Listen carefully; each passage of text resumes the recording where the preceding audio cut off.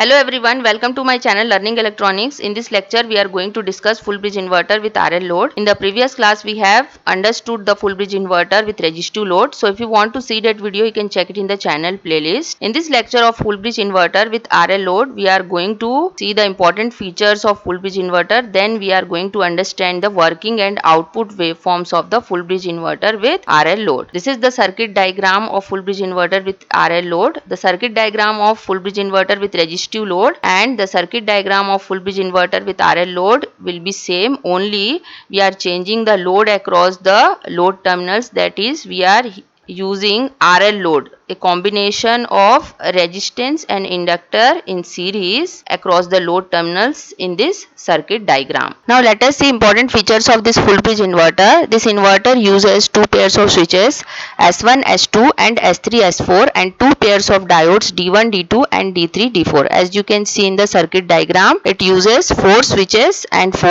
diodes. The devices of one pair operate simultaneously in the full bridge inverter in order to avoid the short circuit across the DC bus and in order to avoid the undefined AC output voltage condition in the full bridge inverter. The modulating technique which is used in the full bridge inverter should ensure that either top or bottom switch of each leg is on at any instant. So if the switches S1 and S2 which are placed diagonally with each other operate simultaneously, that means if they are on simultaneously, then the output voltage V0 will be equal to plus of supply voltage, that is plus of Vs, and if the switches S3 and S4 which are connected diagonally with each other operate simultaneously, then the output voltage is equal to minus of supply voltage, that is minus of Vs. In the full bridge inverter, 4 diodes are used, as you can see in the circuit diagram. These 4 diodes D1, D2, D3 and D4 are called as feedback diode and are used to carry the current of main thyristor with which they are connected in anti-parallel fashion. And these diodes are only used in case of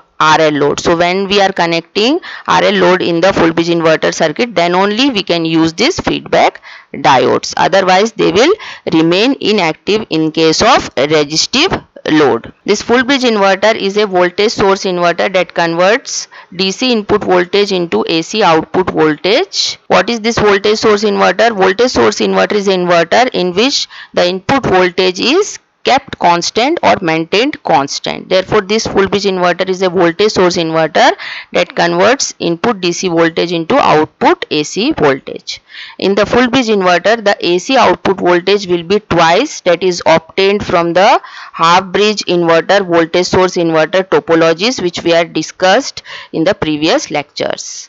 The operation of the full bridge inverter with RL load is divided into 4 modes of operation. Mode number 1, 2, 3 and 4. Mode number 1 goes from time t is equal to t1 to t2. Mode 2 goes from T2 to T3, mode 3 goes from T3 to T4 and mode 4 goes from T4 to T5. We will discuss all these modes one by one and we are going to see the output waveforms in this mode of operation. First, we will understand mode number 1 operation which goes from time t is equal to t1 to t2. At instant time t is equal to t1, this S1 switch and this S2 switch which are connected diagonally with each other will go into the on condition, whereas this S3 switch, S4 switch and all 4 diodes D1, D2, D3 and D4 will remain in the off condition and they will act as open circuit. Only S1 and S2 switch will act as closed switch in the first mode of operation. So the final circuit diagram in the mode number 1 operation will look like this.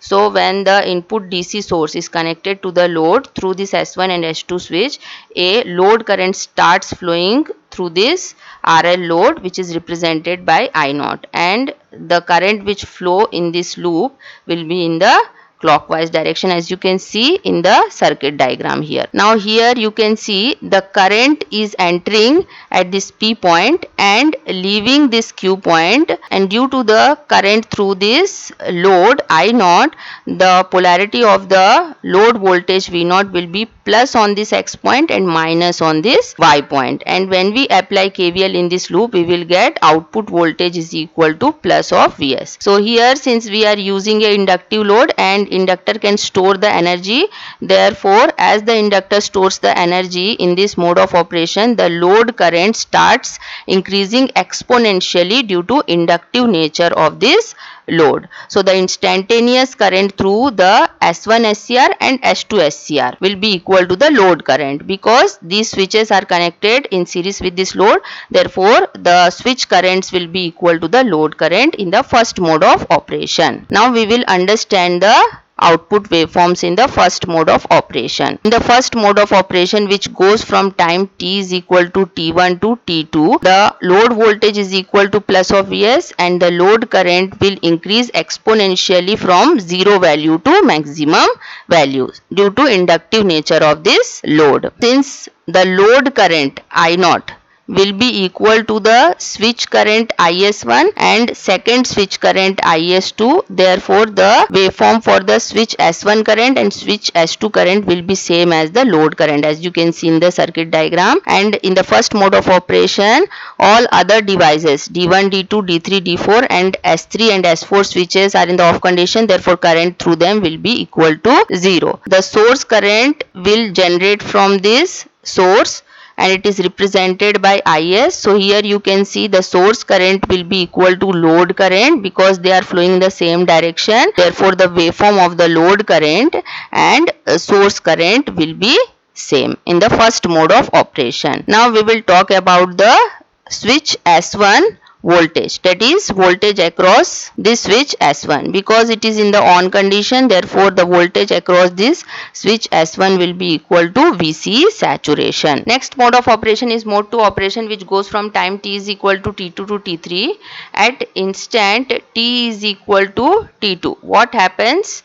The S1 SCR and S2 SCR will go into the off condition due to voltage across this load, that is plus on this point and minus on this point. And when the load current through the inductor starts to reverse its direction at time t is equal to t2 instant, what happens? The inductor has the property to oppose the change of current through it. So to oppose the change of current through it, this inductor will induce a self-induced EMF across it, that is plus on this point and minus on this point. So due to this self-induced EMF, this D3 diode and D4 diode will go into the on condition. So in the mode 2 operation, the circuit diagram will look like this.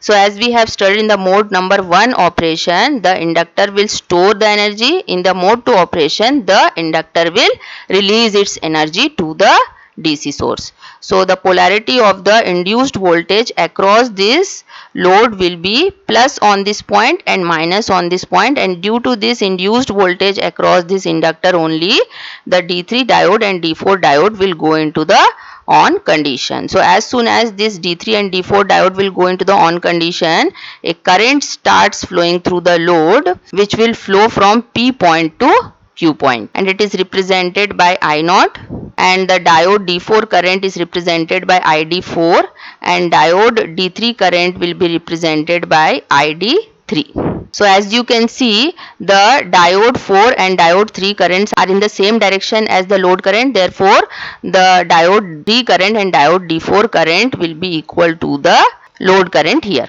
Since the output voltage polarity will be reversed in this second mode of operation, the load voltage will be minus of Vs. Because of this induced EMF, the load current continues to flow in the same direction as it was flowing in the mode number 1 operation. Now we will understand the output waveforms in the mode 2 operation. This mode 2 operation goes from time t is equal to t2 to t3. In this mode of operation, the output voltage is equal to minus of Vs and the load current will decrease from maximum value to minimum value in the mode 2 operation as the inductor is releasing its energy in the mode 2 operation. S1 and S2 switch will be in the off condition, therefore current through them will be equal to 0.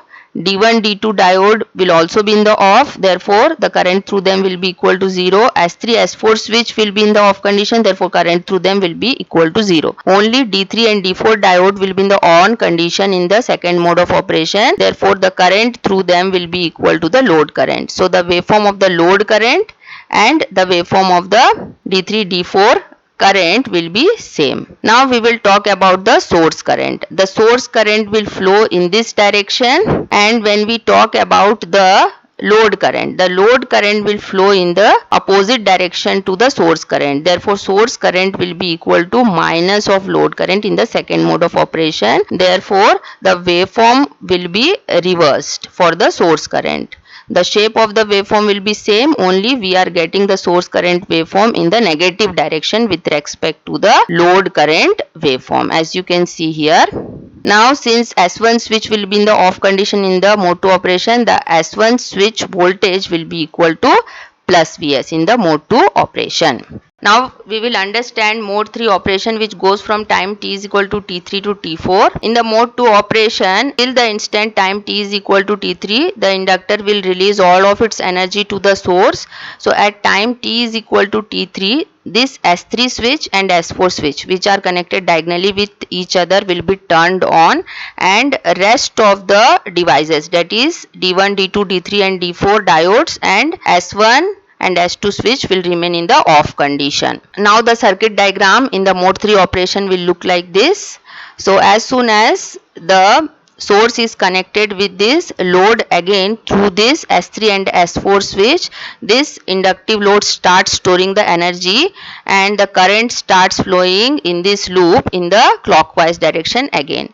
The load current will flow from Q point to P point in this third mode of operation, and the polarity of the load voltage will be plus on this Y point and minus on this X point. That is, the polarity of the load voltage will remain same as before in the mode 2 operation. So the load voltage will be equal to minus of Vs in the mode 3 operation. And again, since the inductor is storing the energy in the third mode of operation, the current through the inductor or the load current increases exponentially in the reverse direction, because now the current is reversed itself with respect to mode number 1 operation. So the current will increase exponentially in the negative direction in the mode 3 operation. Now we will understand the output waveforms in the mode 3 operation. This mode 3 operation goes from time t is equal to t3 to t4. As we have discussed, the load voltage will remain equal to minus of Vs. In the third mode of operation, the load current will decrease in the negative direction because the current direction through the load has reversed, but the inductor is storing the energy. Therefore, the current through the inductor or the load current will increase in the negative direction till the negative peak comes. The S1, S2 thyristor, D1, D2 diode and D3, D4 diode are in the off condition in the third mode of operation. Therefore, current through them will be equal to 0. Only S3 and S4 switch are conducting. Therefore, we will get the current through these SCRs. Now, here in this circuit diagram in the mode 3 operation, the load current is flowing from Q point to P point. But this load current is forward current for this S3 switch and S4 switch. So, IS3 current will be equal to load current, and IS4 current will also be equal to load current. But since the current through these switches are in the forward direction, therefore we will take the waveform in the upward direction, that is in the positive axis for the S3 and S4 switch current. Source current will be flowing in this direction. The source current will be equal to load current. It is also flowing in the forward direction only. So we will take the waveform of the source current in the positive direction only. Now if we talk about the voltage across S1 switch, it will be equal to plus Vs, because now source voltage will appear across the S1 switch and the S1 switch voltage Vs1 will be equal to plus Vs in the third mode of operation also, as in the mode 2 operation. Last mode of operation is mode 4 operation, which goes from time t is equal to t4 to t5. As in the mode 3 operation, this inductor is storing the energy with polarity plus on this point and minus on this point. Okay.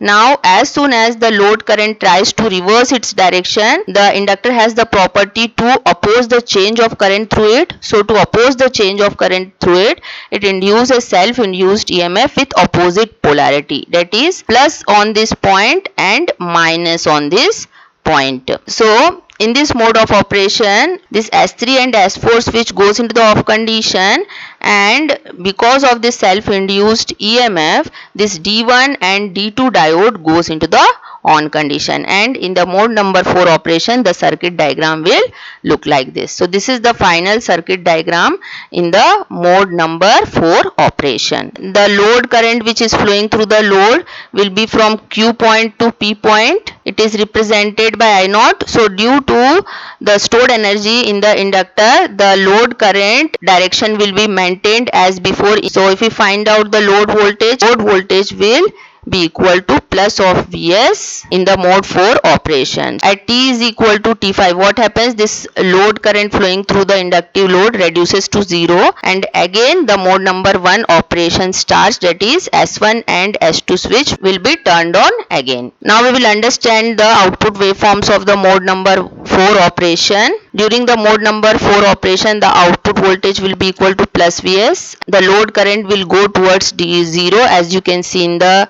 diagram here. From the negative peak value to 0, it is reducing itself, because in this mode of operation the inductor will release its energy to the source. In this mode of operation only D1 and D2 diode will conduct, so the current through them will be equal to the load current, but the current which is flowing through this D1 and D2 diode are the forward current for these diodes. Therefore we will take the waveform in the positive axis for D1 and D2 currents. S3, S4 switch, S1, S2 switch and D3, D4 diodes are in the off condition, therefore current through them will be equal to 0. Next waveform is source current waveform. The source current is flowing in this direction, okay, but diode currents are flowing in this direction. This is ID1 current and this is ID2 current. That is, source current will be equal to minus of diode D1 and D2 current in this fourth mode of operation. So the waveform of the diode D1 and D2 current will be reversed for the source current, as you can see here, and the voltage across the S1 thyristor will be equal to voltage across the D1 diode, which is forward voltage. Since the D1 diode is connected in anti-parallel fashion with the S1 SCR, so the voltage across S1 SCR will be equal to the voltage across the D1 diode in the fourth mode of operation. Again, after the fourth mode of operation, mode number 1 starts, that means cycle repeats itself after mode number 1 operation, and before mode number 1 operation we have mode 4 operation only. In the full bridge inverter with RL load, the conduction period with highly inductive load will be equal to T by 4 or 90 degree for all the switches and diodes connected in the circuit. And if we want to increase the conduction period, then we have to increase the load power factor. So if the load power factor is increased, then the conduction period will increase towards T by 2 or 180 degree in the full bridge inverter with RL load. So hope you have understood the topic. Thank you very much for watching, and please do subscribe my channel for more updates.